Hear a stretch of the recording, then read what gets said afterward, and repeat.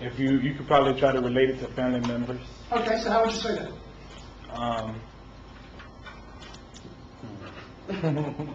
How about, even if you think this could never impact on you personally? Your you don't think sister, you- your friend's sister, or mother could be in this situation, and you can get this information to help them out. Exactly. So I hope you'll share this information with your sister, with your cousin, with your friends.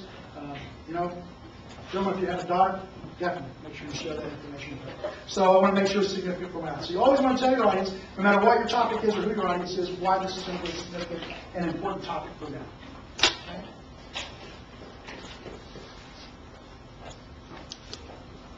Gucci. Okay, remember, ethos, pathos, and logos. Aristotle's modes of rhetorical proof. So I want to establish ethos, right? And ethos means ethics, credibility. I want my audience to think I'm credible. So how am I going to establish my credibility? References? Like what? Statistics and things of that nature. Well, you're a credibility person. Say, for example, I'm talking about public speaking.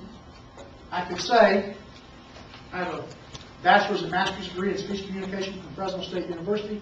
I have competed both nationally and internationally in public speaking competitions, and I've been teaching public speaking classes for the last 15 years. Am I credible to talk about that topic? Si, senor. What if I want to talk about global warming? Being a speech major in college, maybe an expert on global warming? No? Probably more than you think, because we did lots of speeches about that, so we've done lots of research on it, but that's what I want to say, right? Uh-huh. So if you picked a topic for your speeches that you really didn't know anything about, you just picked it because you thought it was an interesting topic, could you say to your audience, you know, I wasn't an expert on this topic when I picked it 3 weeks ago and started researching it, but over the last few weeks I have done tremendous research, lots of reading, really looked into it, and I feel like now I've got some valuable information I can share with you. So you want to tell your audience, why are you credible? So first question we had to answer, significance, what's in it for me? The audience is asking that. The next question I ask is, why should I listen to you? Why should I care about your topic, and why should I listen to you? So you have to tell us those two things. The next thing you need to do is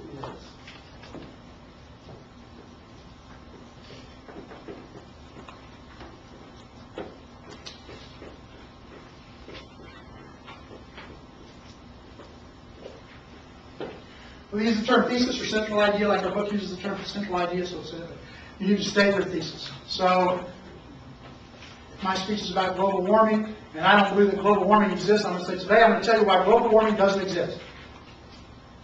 My thesis is going to state it, right? Your thesis is something we talked about already, so I don't think I should get into any discussion about this anymore. You don't know what I mean by thesis, right? The next thing you have to do, and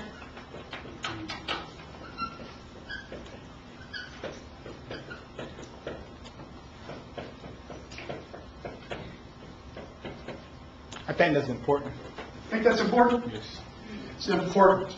And I really put emphasis there, not because it's necessarily more important than any of these other things, although I will tell you it does impact your grade in several competencies instead of just one, so I guess it could be, if you want a good grade, more important than some of the others, because it impacts you in your competency that has to do with your introduction. When we're talking about here, it impacts you when we're talking about competency 4, when we're talking about organizing the body of the speech, and about organizational patterns, so it's clearly it's going to impact that and some other things too. So it is important with respect to your grade. But the reason why I emphasize this much is not that, is because for some reason then, escapes me, and all the years I've been teaching public speaking, I've never been able to figure this out. No matter how much I emphasize it, no matter how much I tell you this is really important, don't forget to preview your main points. Tell them what you're going to tell them. Students forget to preview their main points more than anything else in the speech. In a good class, out of 25 students, 3 or 4 will actually have a good clear preview in their second speech, and then we're doing on Tuesday. By the last speech, maybe half or 2/3 do, because I've taken points off and written nasty notes on their grades and yelled at them about it. And after the semester, they try to remember. But for some reason, it's really hard to get through. So on Tuesday, I want to hear everybody preview their main points.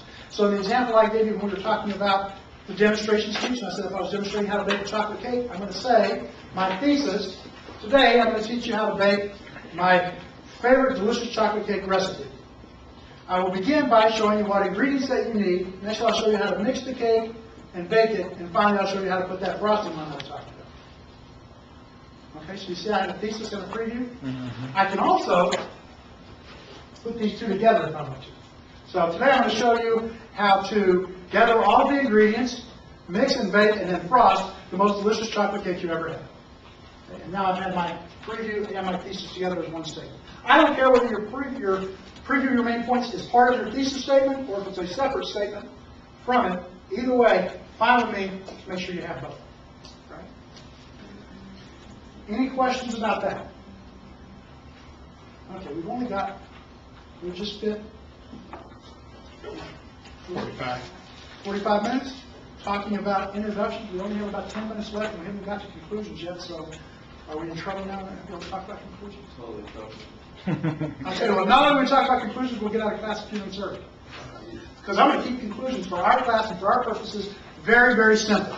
Now, when you read your book, and you'll want to read your book and be familiar because you do have questions on the test, where your book talks about crescendo endings and all these different ways you can end your speech. And when you come back next semester and take the advanced public speaking class, Sure. which, by the way, they have seats open in. Oh, sweet. Cameron Bastiat, who's teaching that class, told me to tell you that they have some openings in the advanced public speaking class. You got to focus in on more some of these things. But for our purposes, because we are a introduction public speaking class, I'm going to keep the conclusions very, very simple. Right? So, first thing is, this is the conclusion I usually hear from my students in their speech. So, and at the end of the body of their speech, and they say something like that. Yeah, that's all I got. How's that for a conclusion? That's all I got. That's horrible. That's horrible, isn't it? Maybe that was a lot. I don't want to hear it. That's all I got. So that's it. So I want you to actually have a conclusion. So let's say, just to keep it simple here, I would have the body of my speech. And I've got my 3 main points in the body of my speech. And now I'm ready to do my conclusion, right? And one of the things that I'm going to need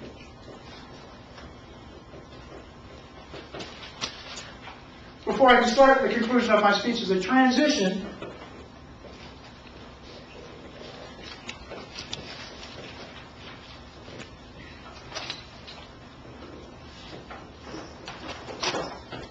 that signals the end is near. And this is not like the Y2K speech, not the end of the world. It's only the end of the speech. But how am I going to do that? How am I going to let my audience know that I'm almost done? Did you say like to conclude?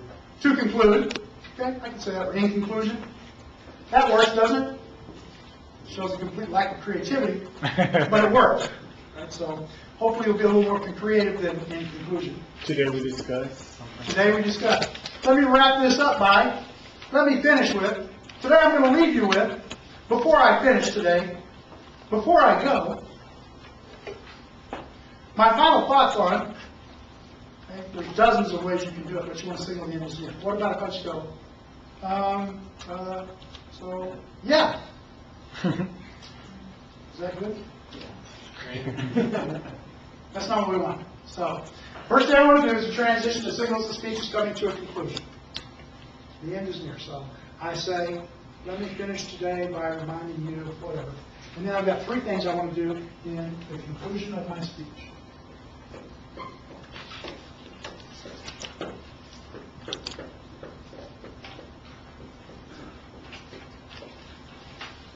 And I told you I was going to keep it really simple, and as you get more advanced in your public speaking, you will develop your conclusions more. And if you want to develop them more now, if you want to work on like a crescendo ending, the example they give in your book, I think is from is it the I Have a Dream speech or the Mountaintop speech, one of King's speeches, where they talk about how, I think it's the Mountaintop speech, where he builds up to that ending. And he does the same thing in the I Have a Dream speech. He builds up to what's called a crescendo ending, where his voice gets louder, and he starts speaking faster, and he comes to the end and says, and so in the words of the old Negro spiritual, free at last, that God Almighty we're free at last. And that's what we do by crescendo ending, where it builds up to that.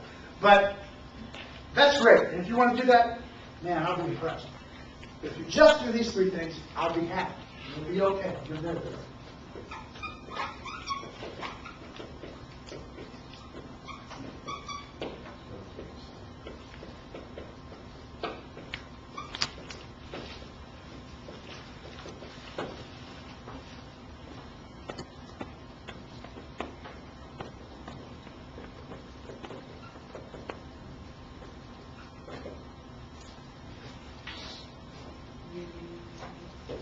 So let me finish today by reminding you that I have shown you how to make the most delicious chocolate cake recipe in the world. Today I showed you what ingredients you would need, how to mix those ingredients and make the cake, and then finally I showed you this terrific frosting that you put on it.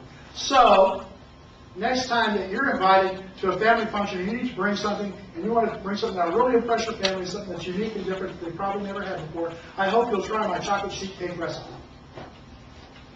Okay? Close your statement. See how simple that conclusion is? I'm not trying to make it complicated, but I do want to hear you have a clear transition that signals the end of your speech is near. I do want to hear you restate your thesis clearly, exactly, word for word, as you stated it here. And I do want to hear you review your main points.